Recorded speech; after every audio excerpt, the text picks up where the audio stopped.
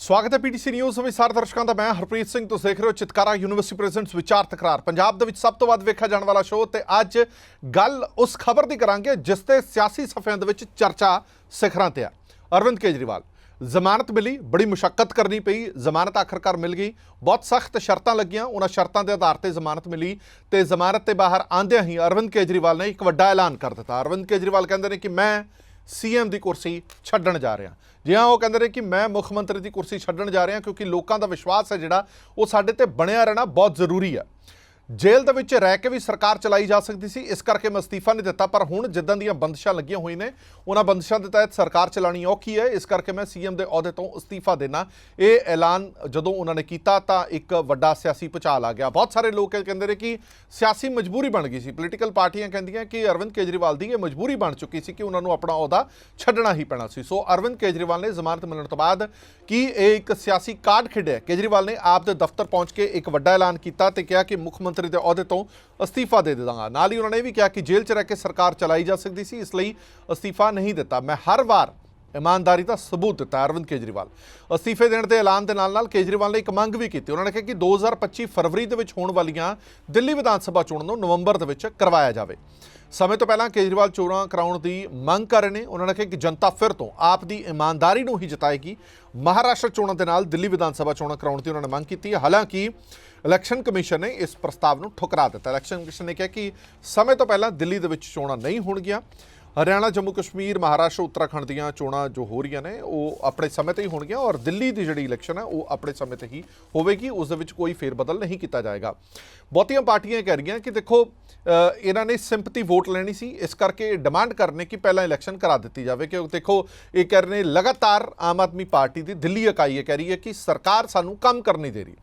ਕੇਂਦਰ ਦੀ ਸਰਕਾਰ ਸਾਨੂੰ ਤੋੜਨਾ ਚਾਹੁੰਦੀ ਹੈ, ਸਾਡਾ ਮਨੋਬਲ ਖਤਮ ਕਰਨਾ ਚਾਹੁੰਦੀ ਹੈ। ਇਸ ਕਰਕੇ ਕਦੇ ਈਡੀ, ਕਦੇ ਸੀਬੀਆਈ, ਕਦੇ ਆਈਟੀ ਇਹਨਾਂ ਦੀਆਂ ਰੇਡਸ ਪਵਾ ਕੇ ਸਾਡਾ ਮਨੋਬਲ ਤੋੜਨਾ ਚਾਹੁੰਦੀ ਹੈ। ਪਰ ਦਿੱਲੀ ਦੀ ਜਨਤਾ ਜਿਹੜੀ ਉਹ ਸਭ ਜਾਣਦੀ ਹੈ, ਮੁਲਕ ਦੀ ਜਨਤਾ ਸਭ ਜਾਣਦੀ ਹੈ, ਇਮਾਨਦਾਰੀ ਦੇ ਨਾਲ ਖੜਨਗੇ ਅਤੇ ਹੁਣ ਇਸੇ ਕਰਕੇ ਮੈਂ ਅਹੁਦੇ ਤੋਂ ਅਸਤੀਫਾ ਦੇ ਰਿਹਾ। ਇਸ ਪੂਰੇ ਮੁੱਦੇ ਤੇ ਗੱਲਬਾਤ ਕਰਨ ਦੇ ਲਈ ਦੋ ਮਹਿਮਾਨ ਸਾਡੇ ਨਾਲ ਮੌਜੂਦ ਨੇ। ਪ੍ਰੋਫੈਸਰ ਮੁਹੰਮਦ ਖਾਲਿਦ ਸਾਹਿਬ ਸਿਆਸੀ ਮਾਹਰ ਨੇ, ਮਸ਼ਹੂਰ। ਸਾਡੇ ਨਾਲ ਸੰਜੇ ਕਾਓ ਜੀ ਮੌਜੂਦ ਨੇ, ਸੀਨੀਅਰ ਪੱਤਰਕਾਰ ਨੇ ਦਿੱਲੀ ਤੋਂ। ਬਹੁਤ ਬਹੁਤ ਸਵਾਗਤ ਹੈ ਦੋਵੇਂ ਮਹਿਮਾਨਾਂ ਦਾ। ਸੰਜੇ ਕਾਓ ਸਾਹਿਬ, ਮੈਂ ਸ਼ੁਰੂਆਤ ਤੁਹਾਡੇ ਤੋਂ ਕਰਾਂਗਾ। ਸੰਜੇ ਜੀ, ਤੁਹਾਨੂੰ ਕੀ ਲੱਗਦਾ ਹੈ ਕਿ ਇਹ ਇੱਕ ਮਜਬੂਰੀ ਬਣ ਗਈ ਸੀ ਕਿ ਤੁਹਾਨੂੰ ਰਿਜ਼ਾਈਨ ਕਰਨਾ ਹੀ ਪੈਣਾ ਸੀ? ਕੁਝ ਸ਼ਰਤਾਂ ਰੱਖੀਆਂ ਜ਼ਮਾਨਤ ਦੇਣ ਲੱਗਿਆ ਤੇ ਤੁਹਾਨੂੰ ਲੱਗਿਆ ਕਿ ਡਬਲ ਫਾਇਦਾ, ਇੱਕ ਤਾਂ ਤੁਸੀਂ ਸੀਐਮ ਰਹਿ ਕੇ ਵੀ ਕੰਮ ਨਹੀਂ ਕਰਾ ਸਕਦੇ, ਰਿਜ਼ਾਈਨ ਦੇ ਕੇ ਕੰਮ ਕਰਾ ਲਓਗੇ। ਦੂਜਾ, ਲੋਕਾਂ ਦੀ ਸਿੰਪਥੀ ਜੁੜੇਗੀ ਕਿ ਦੇਖੋ ਕਿੰਨਾ ਸਿੰਪਲ ਜਿਹਾ ਬੰਦਾ ਜੇਲ੍ਹ ਦੇ ਵਿੱਚੋਂ ਬਾਹਰ ਆਇਆ, ਆਂਦੇ ਸਾਰ ਸੀਐਮ ਦੇ ਅਹੁਦੇ ਤੋਂ ਰੈਜ਼ਿਗਨੇਸ਼ਨ ਦੇ ਦਿੱਤਾ। अगर आप केजरीवाल जी के इतिहास को देखें या आम आदमी पार्टी के इतिहास को देखें जी, जब इन्होंने पहला इलेक्शन लड़ा था उस समय केजरीवाल जी की जब शीला दीक्षित जी 3 टर्म्स में रही थी, 15 साल तक रही थी जी। केजरीवाल जी की सरकार को 28 सीटें मिली थी 70 में से, और उन्होंने पहली जो सरकार बनाई थी हाँ जी, पूर्ण बहुमत नहीं था। उन्होंने 8 जो कांग्रेस के एमएलए थे उनके साथ मिलकर सरकार बनाई थी, पहली सरकार। लेकिन कांग्रेस के साथ उनकी जो है थोड़ा सा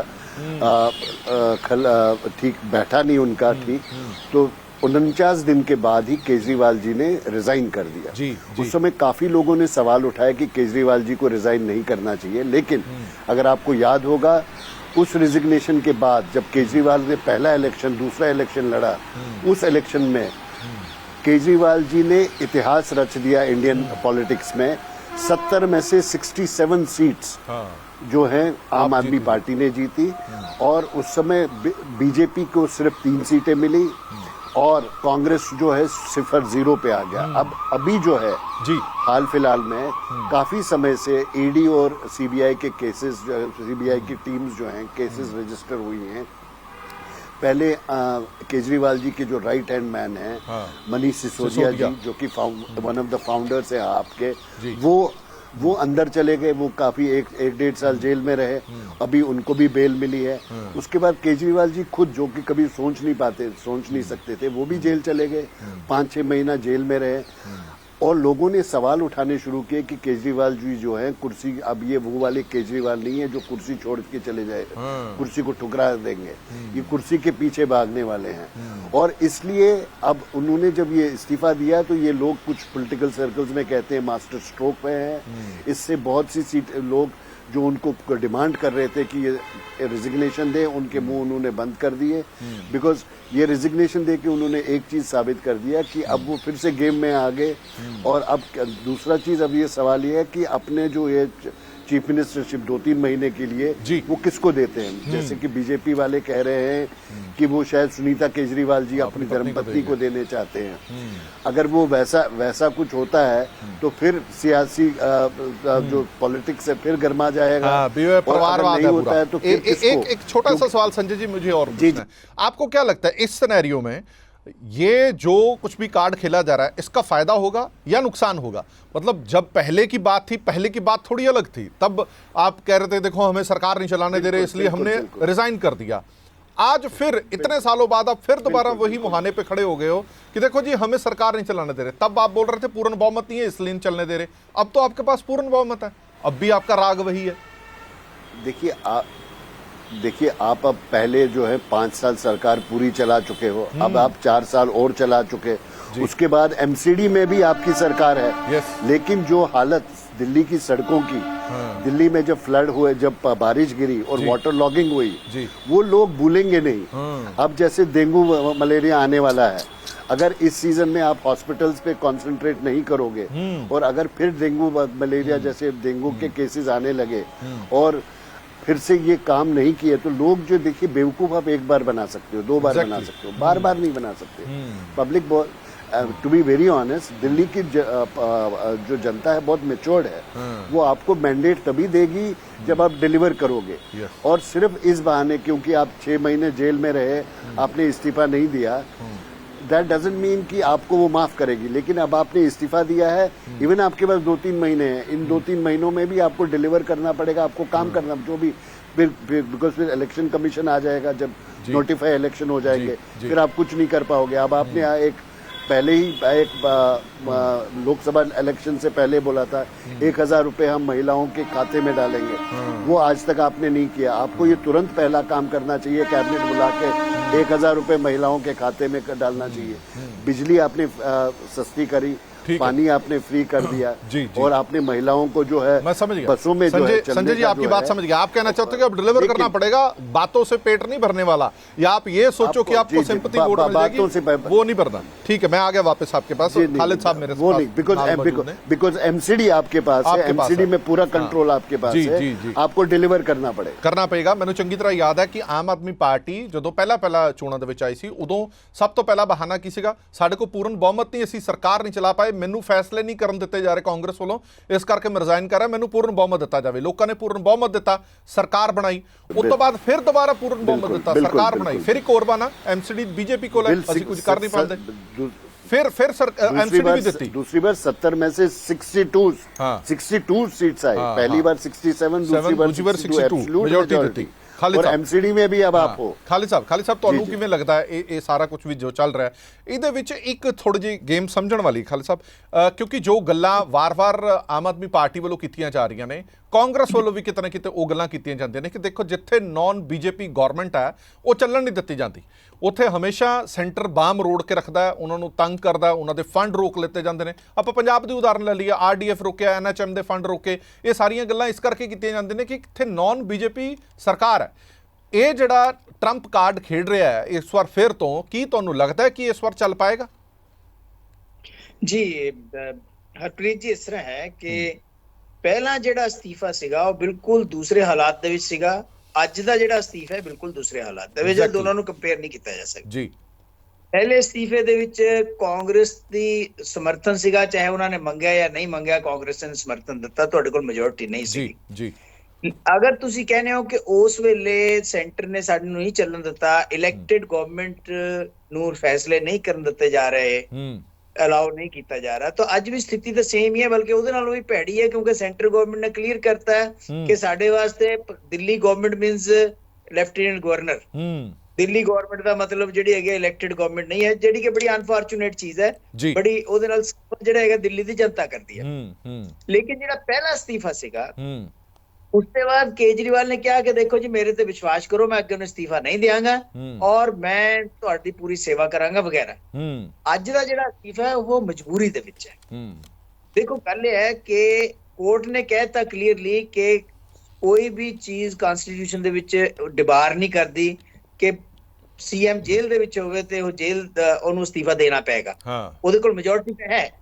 ਲੇਕਿਨ ਜਦੋਂ ਬਾਹਰ ਆ ਗਿਆ ਉਹਦੇ ਪਰ ਜਿਹੜੀਆਂ ਸ਼ਰਤਾਂ ਤੁਸੀਂ ਕਹਿ ਲਾਈਆਂ ਔਰ ਕਾਫੀ ਜ਼ਿਆਦਾ ਸ਼ਰਤਾਂ ਜਿਹੜੀਆਂ ਸਾਰਿਆਂ ਨੂੰ ਪਤਾ ਹੈ ਜੀ, ਉਸ ਤੋਂ ਬਾਅਦ ਵੀ ਸੀਐਮ ਆਪਣਾ ਕੇਜਰੀਵਾਲ ਐਜ਼ ਸੀਐਮ ਆਪਣਾ ਕੰਮ ਨਹੀਂ ਕਰ ਪਾਏਗਾ। ਇਸ ਕਰਕੇ ਉਹਨੂੰ ਮਜਬੂਰੀ ਹੈ ਕਿ ਅਸਤੀਫਾ ਦੇਣਾ ਹੀ ਪਏਗਾ। ਉਹ ਚਾਹੇ ਅਗਰ ਕਹੇ ਕਿ ਬਲੀ ਦਾ ਬੱਕਰਾ ਬਣ ਜਾਊਗਾ, ਉਹ ਚੀਜ਼ ਨਹੀਂ ਹੈ। ਮੈਂ ਤੁਹਾਨੂੰ ਦੱਸਦਾ ਕਿ ਅਗਰ ਬਹੁਤ ਜ਼ਿਆਦਾ ਪਪੂਲੈਰਿਟੀ ਹੁੰਦੀ ਆਮ ਆਦਮੀ ਪਾਰਟੀ ਦੀ ਦਿੱਲੀ ਦੇ ਵਿੱਚ ਜਾਂ ਕੇਜਰੀਵਾਲ ਦੀ, ਤਾਂ ਹੁਣੀ ਤਾਂ ਜਨਰਲ ਇਲੈਕਸ਼ਨ ਹੋ ਕੇ ਹਟਿਆ। ਲੋਕਾਂ ਨੇ ਇੱਕ ਵੀ ਸੀਟ ਨਹੀਂ ਦਿੱਤੀ। ਜਦ ਲੋਕਾਂ ਨੇ ਇੱਕ ਵੀ ਸੀਟ ਨਹੀਂ ਦਿੱਤੀ, ਹੁਣ ਤੁਸੀਂ ਕਹੋਗੇ ਜੀ ਕਿ ਲੋਕ ਸਭਾ ਦੇ ਵਿੱਚ ਉਹਨਾਂ ਦਾ ਪੈਟਰਨ VOTING ਦਾ ਡਿਫਰੈਂਟ ਹੈ, ਵਿਧਾਨ ਸਭਾ ਦੇ ਵਿੱਚ ਡਿਫਰੈਂਟ ਹੈ। ਇਹੀ ਕਹੋਗੇ ਨਾ ਤੁਸੀਂ? ਜੀ ਵਿਧਾਨ ਸਭਾ ਦੇ ਵਿੱਚ ਕਹਿੰਦੇ ਆ, ਆਪ ਵਾਲੇ ਇਹੀ ਕਹਿੰਦੇ ਹਮੇਸ਼ਾ। ਹਾਂ, ਲੇਕਿਨ ਸਵਾਲ ਇਹ ਹੈਗਾ ਕਿ ਲੋਕਾਂ ਦੇ ਦਿਮਾਗ ਦੇ ਵਿੱਚ ਇੱਕ ਚੀਜ਼ ਤਾਂ ਆ ਹੀ ਗਈ ਹੈ ਵੀ ਕਿਤੇ ਨਾ ਕਿਤੇ ਤਾਂ ਗੜਬੜ ਹੈ, ਜਿਹਦੀ ਵਜ੍ਹਾ ਕਰਕੇ ਪੂਰੀ ਲੀਡਰਸ਼ਿਪ ਹੀ ਜੇਲ੍ਹ 'ਚ ਚਲੀ ਗਈ। ਈਡੀ ਵੀ ਹੈ, CBI ਹੈ, ਚਾਹੇ ਆਪਾਂ ਕਹਿੰਦੇ ਮਗਰ ਪੈ ਗਿਆ, ਚਾਹੇ ਉਹਨਾਂ ਨੂੰ ਮਿਸਯੂਜ਼ ਹੋ ਰਿਹਾ ਹੈ। ਲੇਕਿਨ ਧੂਆਂ ਉੱਥੇ ਹੁੰਦਾ ਜਿੱਥੇ ਕਿਤੇ ਅੱਗ ਲੱਗੀ ਹੋਵੇ। ਜੇ ਅੱਗ ਹੈ ਹੀ ਨਹੀਂ ਤਾਂ ਧੂਆਂ ਕਿੱਥੇ ਹੋਏਗਾ? ਇਸ ਕਰਕੇ ਮੈਨੂੰ ਏਦਾਂ ਲੱਗਦਾ ਹੈ ਕਿ ਜਿਹੜਾ ਇਹ ਕਹਿ ਰਹੇ ਆ ਕਿ ਅਸੀਂ ਅਸਤੀਫਾ ਦੇ ਕੇ ਇਲੈਕਸ਼ਨ ਕਰਵਾ ਲਾਂਗੇ, ਦੇਖੋ ਇਲੈਕਸ਼ਨ ਕਮਿਸ਼ਨ ਇਸ ਵੇਲੇ ਇਸ ਤਰ੍ਹਾਂ ਦਾ ਜਿਹੜਾ ਆਪਣੀ ਗੱਲ ਖੁਦ ਨਹੀਂ ਮੰਨ ਕਰ ਰਿਹਾ, ਬਲਕਿ ਉਹਨੂੰ ਡਿਕਟੇਟ ਕੀਤਾ ਜਾ ਰਿਹਾ। ਇਲੈਕਸ਼ਨ ਕਮਿਸ਼ਨ ਨੂੰ ਜਿਹੜੀ ਐਸਟੈਬਲਿਸ਼ਮੈਂਟ ਹੈ, ਯਾਨੀ ਕਿ PM ਆਫਿਸ ਹੈ, PMO ਹੈ, ਜਾਂ ਉਹ ਕਿੱਥੋਂ ਅਲਾਉ ਕਰਨਗੇ ਕਿ ਤੁਸੀਂ ਹੁਣੀ ਇਹਨਾਂ ਵਿਧਾਨ ਸਭਾ ਦੇ ਇਲੈਕਸ਼ਨ ਮਹਾਰਾਸ਼ਟਰ ਦੇ ਨਾਲ ਕਰਵਾ ਦਿਓ? ਹੋ ਹੀ ਨਹੀਂ ਸਕਦਾ। ਤੇ ਹੁਣ ਜਿੰਨੀਆਂ ਵੀ ਸੈਂਟਰਲ ਏਜੰਸੀਜ਼ ਹੈ, ਉਹ ਤਾਂ ਸੁਪਰੀਮ ਕੋਰਟ ਦੇ ਮੁਤਾਬਕ ਵੀ ਆਪਾਂ ਕਹਿੰਦੇ ਆ ਕਿ ਉਹ ਤਾਂ ਕੇਜਡ ਤੋਤੇ, ਪਿੰਜਰੇ 'ਚ ਬੰਦ ਤੋਤੇ ਬੰਦੇ ਜਾ ਰਹੇ ਆ, ਚਾਹੇ CBI ਹੈ ਚਾਹੇ ਕੁਛ ਹੈ। ਤਾਂ ਉਹਦੇ ਵਿੱਚ ਇਹਨਾਂ ਦੇ ਮੁਤਾਬਕ ਤਾਂ ਨਹੀਂ ਇਲੈਕਸ਼ਨ ਹੋਣ ਲੱਗਿਆ। ਫਿਰ ਇਹਨਾਂ ਨੇ ਕੰਸੈਂਟਰੇਟ ਕਰਨਾ 1 ਮਹੀਨਾ ਹਰਿਆਣੇ ਦੇ ਉੱਪਰ। ਜੀ, ਕਿਆ ਤੁਸੀਂ ਹਰਿਆਣਾ ਜਿੱਤਣਾ ਚਾਹੁੰਦੇ ਹੋ ਜਾਂ ਦਿੱਲੀ ਜਿੱਤਣਾ ਚਾਹੁੰਦੇ ਹੋ, ਜਾਂ ਦੋਨੀ ਹਾਰਨਾ ਚਾਹੁੰਦੇ ਹੋ ਜਾਂ ਦੋਨੀ ਜਿੱਤਣਾ ਚਾਹੁੰਦੇ ਹੋ? ਯਾਨੀ ਇਹ ਹਰਿਆਣੇ ਦੇ ਵਿੱਚ ਅਜੇ ਤੱਕ ਤੁਸੀਂ ਪਰਫਾਰਮੈਂਸ ਤੁਹਾਡੀ ਕੋਈ ਹੈ ਨਹੀਂ ਜੀ। ਉਸ ਤੋਂ ਬਾਅਦ ਤੁਹਾਡਾ ਅਲਾਈਅੰਸ ਕੋਈ ਹੈ ਨਹੀਂ ਜੀ। ਤੁਸੀਂ ਵੋਟ ਕਟੂਆ ਤੇ ਇਲਾਵਾ ਤਾਂ ਕੁਝ ਨਹੀਂ ਕਰ ਸਕਦੇ। ਅਗਰ ਤੁਸੀਂ ਅੱਛਾ, ਮੈਨੂੰ ਇੱਕ ਗੱਲ ਦੱਸਿਓ ਖਾਲਿਦ ਸਾਹਿਬ, ਫਿਰ ਤੁਹਾਨੂੰ ਕੀ ਲੱਗਦਾ? ਚਲੋ ਦਿੱਲੀ ਦੀ ਇਲੈਕਸ਼ਨ ਦੀ ਬਾਅਦ ਚ ਗੱਲ ਕਰਦੇ ਆ, ਉਸ ਤੋਂ ਪਹਿਲਾਂ ਜਿਹੜੀਆਂ ਸਟੇਟ ਇਲੈਕਸ਼ਨਸ ਨੇ, ਭਾਵੇਂ ਉਹ ਹਰਿਆਣਾ ਹੈ ਜਾਂ ਦੂਜੇ ਜੰਮੂ ਕਸ਼ਮੀਰ ਦੇ ਵਿੱਚ ਹੈ, ਇਸ ਫੈਸਲੇ ਦਾ ਉੱਥੇ ਕੋਈ ਅਸਰ ਪਏਗਾ? ਜਿੱਥੇ ਚਲੋ ਆਪਾਂ ਜ਼ਿਆਦਾ ਥਾਵਾਂ ਤੇ ਤਾਂ ਆਮ ਆਦਮੀ ਪਾਰਟੀ ਨਹੀਂ ਲੜ ਰਹੀ, ਹਰਿਆਣਾ ਦੀ ਇਲੈਕਸ਼ਨ ਤੇ ਕੋਈ ਫਰਕ ਪੈਂਦਾ ਨਜ਼ਰ ਆਉਂਦਾ ਤੁਹਾਨੂੰ? ਦੇਖੋ ਹਰਪ੍ਰੀਤ ਜੀ, ਮੇਰੀ ਅੰਡਰਸਟੈਂਡਿੰਗ ਜਿੱਥੇ ਤੱਕ ਜਾਂਦੀ ਹੈ, ਹਰਿਆਣੇ ਦੇ ਉੱਪਰ ਇਸ ਫੈਸਲੇ ਦਾ ਕਿ ਮੈਂ ਅਸਤੀਫਾ ਦੇ ਦੇਣਾ ਕੋਈ ਫਰਕ ਨਹੀਂ ਪੈਣਾ। ਉਹਦੀ ਵਜ੍ਹਾ ਮੇਨ ਇਹ ਹੈਗੀ ਹੈ, ਹਰ ਸਟੇਟ ਦਾ ਇਲੈਕਸ਼ਨ ਡਿਫਰੈਂਟ ਹੁੰਦਾ ਹੈ। ਹਰ ਆਪਣੇ J&K ਦੇ ਵਿੱਚ ਇਲੈਕਸ਼ਨ ਦੇ ਪੈਰਾਮੀਟਰਸ ਡਿਫਰੈਂਟ ਹੈ ਜੀ, ਹਰਿਆਣੇ ਦੇ ਵਿੱਚ ਡਿਫਰੈਂਟ ਹੈ। ਹਰਿਆਣੇ ਦੇ ਵਿੱਚ ਮੇਨ ਪਲੇਅਰ ਜਿਹੜਾ ਹੈਗਾ ਉਹ ਤਾਂ ਕਾਂਗਰਸ ਤੇ BJP ਹੈ। ਜਿਹੜੀਆਂ ਰੀਜਨਲ ਪਾਰਟੀਆਂ ਹੈਗੀਆਂ, ਚਾਹੇ JJP ਹੈ, ਚਾਹੇ ਇੰਡੀਅਨ ਨੈਸ਼ਨਲ ਲੋਕ ਦਲ ਹੈ ਜਾਂ ਆਮ ਆਦਮੀ ਪਾਰਟੀ ਹੈ, ਉਹ ਤਾਂ ਅੰਸ਼ਕ ਪ੍ਰੈਜ਼ੈਂਸ ਹੈ। ਅਸਲ ਤਾਂ ਪ੍ਰੈਜ਼ੈਂਸ ਦੋਨਾਂ ਵੱਡੀਆਂ ਪੋਲੀਟੀਕਲ ਪਾਰਟੀਆਂ ਦੀ ਹੈ। ਉਹਨਾਂ ਨੂੰ ਤੁਸੀਂ ਔਰ ਫਿਰ ਇੱਕ ਹੋਰ ਵੀ ਥਿਊਰੀ ਦਿੱਤੀ ਜਾ ਰਹੀ ਹੈ ਕਿ ਕੇਜਰੀਵਾਲ ਨੂੰ ਤਾਂ ਜਿਹੜੀ ਬੇਲ ਦਿੱਤੀ ਗਈ ਹੈ ਜਾਣਬੁੱਝ ਕੇ ਦਿੱਤੀ ਗਈ ਹੈ ਤਾਂ ਕਿ ਉਹਨੂੰ ਛੋੜ ਦਿੱਤੀ ਜਾਵੇ ਹਰਿਆਣੇ 'ਚ ਪ੍ਰਚਾਰ ਕਰਨ ਵਾਸਤੇ, ਤਾਂ ਕਿ ਉਹਦੇ ਨਾਲ ਕਾਂਗਰਸ ਦੀ ਵੋਟ ਕਟੂਗੀ। ਲੇਕਿਨ ਉਹ ਇਹ ਨਹੀਂ ਕਹਿ ਸਕਦੇ ਕਿ ਕਾਂਗਰਸ ਦੀ ਵੋਟ ਕੱਟੇਗੀ ਆਮ ਆਦਮੀ ਪਾਰਟੀ ਹੈ, BJP ਦੀ ਕੱਟੇਗੀ। ਉਹਦੇ ਵਿੱਚ ਵੀ ਕੁਝ ਲੋਕ ਕਹਿੰਦੇ ਆ ਕਿ BJP ਦੀ ਵੋਟ ਕਟੂਗੀ, ਕੁਝ ਕਹਿੰਦੇ ਕਾਂਗਰਸ ਦੀ ਵੋਟ ਕਟੇਗੀ। ਇਹ ਤਾਂ ਆਉਣ ਵਾਲੇ ਦਿਨਾਂ 'ਚ ਪਤਾ ਚੱਲੇਗਾ। ਲੇਕਿਨ ਅਗਰ ਆਪਾਂ ਕਹੀਏ ਕਿ ਆਮ ਆਦਮੀ ਪਾਰਟੀ ਹੈ, ਕੇਜਰੀਵਾਲ ਜਿਸ ਤਰੀਕੇ ਦੇ ਨਾਲ ਆਪਣਾ ਗੇਮ ਪਲਾਨ ਚਲਾਉਣਾ ਚਾਹੁੰਦੇ ਆ ਉਸ ਤਰ੍ਹਾਂ ਹੀ ਚੱਲੇਗਾ, ਉਹ ਪੋਸੀਬਲ ਹੈ ਨਹੀਂ। ਚਲੋ ਠੀਕ, ਮੈਂ 1 ਮਿੰਟ ਆ ਗਿਆ ਜੀ। ਸੰਜੇ ਜੀ ਮੇਰੇ ਨਾਲ ਜੁੜੇ ਹੋਏ ਨੇ। ਸੰਜੇ ਜੀ, ਇੱਕ ਗੱਲ ਬੜੀ ਇੰਪੋਰਟੈਂਟ ਹੈਗੀ ਹੈ, ਉਹ ਇੰਪੋਰਟੈਂਟ ਹੈ ਕਿ ਨੈਕਸਟ CM ਕੌਣ? ਜਿਵੇਂ ਤੁਸੀਂ ਪਹਿਲਾਂ ਕਿਹਾ ਕਿ ਜੇ ਉਹ ਆਪਣੀ ਵਾਈਫ ਨੂੰ ਕੁਰਸੀ ਦਿੰਦੇ ਨੇ ਤਾਂ ਇੱਕ ਸਵਾਲ ਜ਼ਰੂਰ ਆਏਗਾ ਕਿ ਉਹ ਪਾਰਟੀ ਜਿਹੜੀ ਲਗਾਤਾਰ ਪਰਿਵਾਰਵਾਦ ਕਹਿੰਦੀ ਹੈ, ਅੱਜ ਆਪ ਹੀ ਉਸ ਦੇ ਵਿੱਚ ਫਸ ਕੇ ਰਹਿ ਗਈ। ਦੂਜੇ ਪਾਸੇ ਜੇ ਕੋਈ ਹੋਰ ਸੀਨੀਅਰ ਲੀਡਰ ਨੂੰ ਦਿੱਤਾ ਜਾਂਦਾ ਤਾਂ ਹੁਣ ਟਾਈਮ ਰਹਿ ਗਿਆ ਥੋੜ੍ਹਾ ਜਿਹਾ, 6 ਮਹੀਨੇ ਮੁਸ਼ਕਿਲ ਦੇ ਨਾਲ ਰਹਿ ਗਏ ਨੇ। ਉਹਨਾਂ 4-6 ਮਹੀਨਿਆਂ ਦੀ ਜ਼ਿੰਮੇਵਾਰੀ ਕੋਈ ਸੀਨੀਅਰ ਲੀਡਰ ਆਪਣੇ ਸਿਰ ਤੇ ਲਏਗਾ, ਕਿਉਂਕਿ ਜਿਹੜਾ ਕਰੰਟ CM ਹੁੰਦਾ ਉਹਦੇ ਤੇ ਹੀ ਭਾਂਡਾ ਫੁੱਟਦਾ। ਭਾਵੇਂ ਤੁਹਾਡੀ ਇਲੈਕਸ਼ਨ ਦੇ ਵਿੱਚ ਜਿੱਤ ਹੋਵੇ ਜਾਂ ਹਾਰ ਹੋਵੇ, ਭਲਾ ਕਹਿੰਦਾ ਕਿ ਉਹਦੀ ਪ੍ਰਧਾਨਗੀ ਦੇ ਵਿੱਚ ਇਲੈਕਸ਼ਨ ਲੜੀ ਸੀ ਔਰ ਇਲੈਕਸ਼ਨ ਹਾਰ गए। जी, मैं आपको एक छोटी सी बात बता दूं, जो सीनियर मोस्ट टेक्निकली जो आम आदमी पार्टी गवर्नमेंट में है जी। वो गोपाल राय जी हैं। हाँ ठीक है जी। और दूसरी चीज मैं आपको बता दूं, जनता जो है जिस आदमी जब आपको इलेक्ट करती है उसको ये मतलब नहीं एलजी से फाइल साइन कराओ या सेंटर से। जब 1993 में पहला चुनाव हुआ था सीएम का, खुराना साहब चीफ मिनिस्टर बने थे जी। खुराना साहब ने मॉरल ग्राउंड पे जब हवाला केस में उनका नाम आया, उन्होंने इस्तीफा दिया। उसके बाद साहिब सिंह वर्मा जी बने। साहिब सिंह वर्मा जी के टाइम में प्याज का दाम बढ़ा। प्याज दिल्ली में उगता नहीं है, बाहर से लाया जाता बिल्कुल है, ठीक गल तोड़ी जी। बाकी स्टेट से आता है। जब प्याज के दाम आसमान छुआ, उनको छोड़ना पड़ा। सुषमा स्वराज जी को 1-2 महीने पहले लाना पड़ा। सुषमा स्वराज जी इतनी बड़ी कदावर नेता बीजेपी, वो भी हार गई और शीला दीक्षित जी आ गई। और शीला दीक्षित जी के काम को देखते हुए दिल्ली ने 15 साल तक उनको रखा। अब केजरीवाल को भी 9.5-10 साल जो है सरकार में रखा है। अगर ये डिलीवर नहीं करते हैं, मतलब जहां जहां सिर्फ ये कहते हैं एजुकेशन, स्कूल्स और हॉस्पिटल्स में इन्होंने काफी काम किया, ऐसी बात नहीं है। लेकिन जो बाकी चीजें हैं, जैसे एमसीडी भी आपके पास है, सड़कों का हाल बुरा है, बहुत सी चीजें हैं, अस्पतालों को और सुधारने की जरूरत है। स्कूल्स कई आप जो दिखाते हो मॉडल स्कूल, वो काफी नहीं है। आपको ओवरऑल आपको एक एज ए एडमिनिस्ट्रेटर जो है, आपको यहाँ पे जब 24 घंटा जो आप बार बार करप्शन के अगेंस्ट में सबका नाम जोड़ते थे कि ये भी करप्ट वो भी करप्ट, जब आप पे सवाल उठता है, आपने इस्तीफा नहीं दिया, आप जेल में रहे, आपने कहा मैं तब नहीं दूंगा, और जेल से आके बाहर अब आपने जो है जो भी है आपने इस्तीफा दिया ताकि आप उस इस्तीफे को जो है चुनाव में बुना पाओ अपने फायदे के लिए। सो पब्लिक जो है आपको जिसको चुनती है वो उससे डिलीवर। संजय जी, एक छोटा सा सवाल, मेरा बड़ा इंटरेस्टिंग सवाल है, एक बड़ा छोटा सा सवाल। आप दिल्ली में रहते हो, लोगों के साथ उठना बैठना होता है, आम लोग मिलते हैं। जो एलिगेशन आम आदमी पार्टी के ऊपर लगे हैं, केजरीवाल के ऊपर या उनके सहायकों के ऊपर लगे हैं, वो पार्टी जो लगातार ये कहती रही हो कि हम तो कट्टर ईमानदार, हम कट्टर ईमानदार हैं, इस चीज को लोग कैसे देख रहे हैं कि भाई ऐसे एलिगेशंस, अगर एलिगेशंस में दम ना हो तो आपकी जमानत इतनी डिले ना हो, आप जमानत भी ले सकते हो, बड़ी इजीली मिल जाए, वो चीज मैटर करेगी इलेक्शन में? सब मैं आपको टेक्निकलिटीज में नहीं जाता, लेकिन जब पूरी दुनिया में और देश में जब कोविड-19 के से हम जूझ रहे थे, जो रिपोर्ट्स आई, केजरीवाल जी का जो घर बना उसमें 50 करोड़ रुपीस उन्होंने खर्च किए। यस। अब लोगों के ये जहन में बैठ गया है, जब इलेक्शन आएगा तो ये आप रील बार बार देखोगे, उसको जो कहते हैं ताजमहल बनाया है इन्होंने अपने घर में, मतलब जो भी है, तो वो राजमहल की बातें होंगी कि भाई जो केजरीवाल जी कहते थे पहले, मैं सरकारी बंगलों में नहीं रहूंगा, जो भी है, सरकारी सिक्योरिटी नहीं लूंगा, वो सब कुछ किया। लेकिन लोगों ने कहा आप लीजिए, लेकिन आप डिलीवर भी कीजिए। लेकिन इसका मतलब ये है कि जब आप दूसरे पे उंगली उठाते हो तो आप पहले अपने गिरेबान में भी देखिए। जब राजनीति में अब आते हो, मैं आपको एक अभी जैसे सर ने अभी रेफरेंस आप दे रहे थे कश्मीर का, कश्मीर में 18 को पहला फेज इलेक्शन हो रहा है, राइट जी। 18 में जब हो रहा है 24 सीटों पे इलेक्शन है। साउथ कश्मीर की 16 सीटें हैं उसमें वन ऑफ द सीट्स जो है महबूबा मुफ्ती जी की डॉटर भी लड़ रही है। बिल्कुल ठीक है, राइट। तो और देखिए वहां पे कश्मीर का चुनाव is totally different from Haryana का चुनाव, एंड हरियाणा का चुनाव is totally different from Delhi का चुनाव। बिल्कुल। दिल्ली में लोग जो हैं हर प्रांत के रहते हैं, ये एक मिनी इंडिया है। यहाँ पे हर तबके का लोग रिप्रेजेंट करते हैं।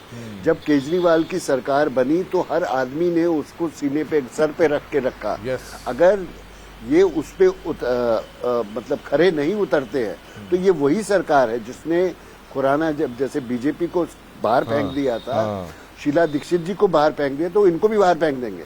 सो आप डिलीवर कीजिए, आपको लोग सराखों पे रखेंगे, आप डिलीवर नहीं करेंगे तो आपको लोग फेंक देंगे। चलो इस चोण प्रचार ਦੇ ਵਿੱਚ ਇੱਕ ਗੱਲ ਬਿਲਕੁਲ ਸਾਫ਼ ਹੋ ਗਈ ਹੈ ਕਿ ਸਿੰਪਥੀ ਕਾਰਡ ਤੁਹਾਡਾ ਨਹੀਂ ਚੱਲਣ ਵਾਲਾ, ਅਸਤੀਫਾ ਤੁਹਾਡਾ ਨਹੀਂ ਚੱਲਣ ਵਾਲਾ, ਔਰ ਜਿਹੜੀਆਂ ਗੱਲਾਂ ਤੁਸੀਂ ਵਾਰ-ਵਾਰ ਇਹੀ ਕਹਿੰਦੇ ਰਹੇ ਸਾਨੂੰ ਸਰਕਾਰ ਨਹੀਂ ਚਲਾਣ ਦੇ ਰਹੇ, ਸਰਕਾਰ ਨਹੀਂ ਚਲਾਣ ਦੇ ਰਹੇ, ਬਾਈ ਜੇ ਤੁਹਾਨੂੰ ਸਰਕਾਰ ਨਹੀਂ ਚਲਾਣ ਦਿੰਦੇ ਫਿਰ ਘਰ ਬੈਠ ਜੋ ਲੋਕਾਂ ਦੀਆਂ ਵੋਟਾਂ ਕਿਉਂ ਖਰਾਬ ਕਰਦੇ ਹੋ? ਇਹ ਸਵਾਲ ਬੜਾ ਵਾਜਬ ਹੈ। ਖਾਲਿਦ ਸਾਹਿਬ, ਇੱਕ ਸਵਾਲ ਮੇਰਾ ਬੜਾ ਅਹਿਮ ਹੈਗਾ ਇਸ ਪੂਰੇ ਮੁੱਦੇ ਤੇ, ਇਹ ਜਿਹੜੀ ਡਿਮਾਂਡ ਕੀਤੀ ਜਾ ਰਹੀ ਹੈ ਕਿ ਇਲੈਕਸ਼ਨ ਪਹਿਲਾਂ ਕਰਾ ਲਏ ਜਾਣ, ਦਿੱਲੀ ਦੀ ਜਨਤਾ ਬੇਸਬਰੀ ਨਾਲ ਉਡੀਕ ਕਰ ਰਹੀ ਹੈ ਜੀ ਆਮ ਆਦਮੀ ਪਾਰਟੀ ਨੂੰ ਦੁਬਾਰਾ ਚੁਣਨ ਦੇ ਲਈ, ਇਸ ਕਰਕੇ ਤੁਸੀਂ ਇਲੈਕਸ਼ਨ ਪਹਿਲਾਂ ਕਰਾ ਲਓ। ਮਤਲਬ ਉਹਦਾ ਤਾਂ ਸਾਫ਼-ਸਾਫ਼ ਅੰਦਾਜ਼ਾ ਇੱਥੋਂ ਲਾਇਆ ਜਾ ਸਕਦਾ ਕਿ ਤੁਸੀਂ ਉਹ ਸਿੰਪਥੀ ਕਾਰਡ ਦੇ ਨਾਲ ਵੋਟਾਂ ਬਟੋਰਨਾ ਚਾਹੁੰਦੇ ਹੋ ਜਿਹੜਾ ਤੁਹਾਨੂੰ ਲੱਗਦਾ ਕਿ ਹਰ ਵਾਰ ਚੱਲ ਜਾਏਗਾ। ਇਹੀ ਇੱਕ ਕਾਰਨ ਤੁਹਾਨੂੰ ਨਜ਼ਰ ਆਉਂਦਾ ਕਿ ਇਲੈਕਸ਼ਨ ਪਹਿਲਾਂ ਕਰਾਉਣ ਦੀ ਡਿਮਾਂਡ ਕੀਤੀ ਜਾ ਰਹੀ ਹੈ? ਦੇਖੋ ਇਦਾਂ ਹੈ ਕਿ ਜਿਸ ਵੇਲੇ ਤੁਸੀਂ ਆਉਂਦੇ ਸਾਰ ਬਾਹਰ ਇਹ ਕਹਿ ਰਹੇ ਹੋ ਕਿ ਮੈਂ ਅਸਤੀਫਾ ਦੇ ਦੇਣਾ ਦੋ ਦਿਨਾਂ ਦੇ ਵਿੱਚ।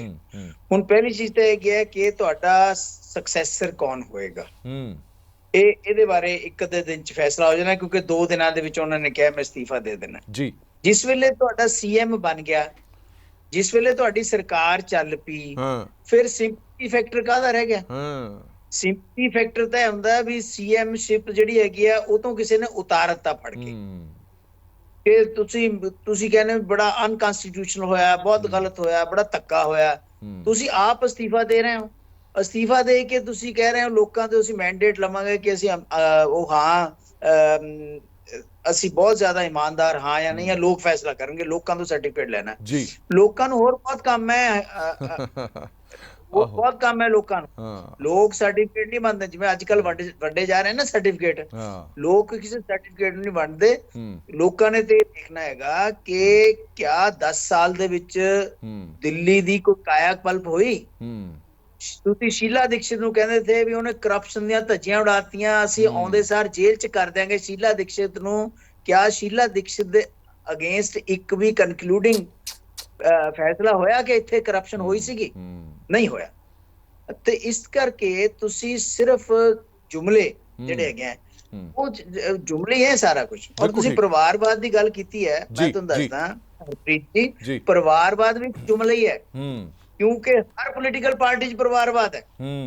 ਪਹਿਲਾਂ ਕਾਂਗਰਸ ਤੇ ਇਲਜ਼ਾਮ ਇਸ ਕਰਕੇ ਲੱਗਦਾ था ਕਿਉਂਕਿ ਕਾਂਗਰਸ ਸਭ ਤੋਂ ਨੰਬਰ 1 ਪਰਿਵਾਰਵਾਦੀ ਪਾਰਟੀ ਸੀ। ਹੁਣ ਤਾਂ ਹਰ ਪੋਲੀਟੀਕਲ ਪਾਰਟੀ ਪਰਿਵਾਰਵਾਦ ਹੈ। ਹਰਿਆਣਾ 'ਚ ਦੇਖੋ ਕਿੰਨੇ ਟਿਕਟਾਂ ਜਿਹੜੀਆਂ ਕਿਹੜੇ ਰਿਸ਼ਤੇਦਾਰਾਂ ਨੂੰ ਵੰਡੀਆਂ ਗਈਆਂ ਸਾਰੀਆਂ। ਤੇ ਇਸ ਕਰਕੇ ਇਹ ਜਿਹੜਾ ਹੈਗਾ ਨਾ, ਅਗਰ ਕੇਜਰੀਵਾਲ ਆਪਣੀ ਵਾਈਫ ਨੂੰ ਅੱਗੇ ਲਿਆਉਂਦਾ ਹੈ ਤਾਂ ਉਹ ਇੱਕ ਹਾਰਾਕੀਰੀ ਹੋਏਗੀ, ਮੈਂ ਤੁਹਾਨੂੰ ਦੱਸਦਾ। ਯਾਨੀ it will go deadly against Aam Aadmi party. ਚਲੋ ਠੀਕ ਹੈ ਜੀ, ਬਹੁਤ ਵਧੀਆ ਇਹ ਸਾਰੀ ਜਾਣਕਾਰੀ ਹੈ ਜਿਹੜੀ ਦਰਸ਼ਕਾਂ ਤੱਕ ਪਹੁੰਚਾਈ ਹੈ। ਬਹੁਤ ਬਹੁਤ ਧੰਨਵਾਦ ਦੋਵੇਂ ਖਾਸ ਮਹਿਮਾਨਾਂ ਦਾ ਸਾਡੇ ਨਾਲ ਜੁੜੇ ਰਹਿਣ ਦੇ ਲਈ।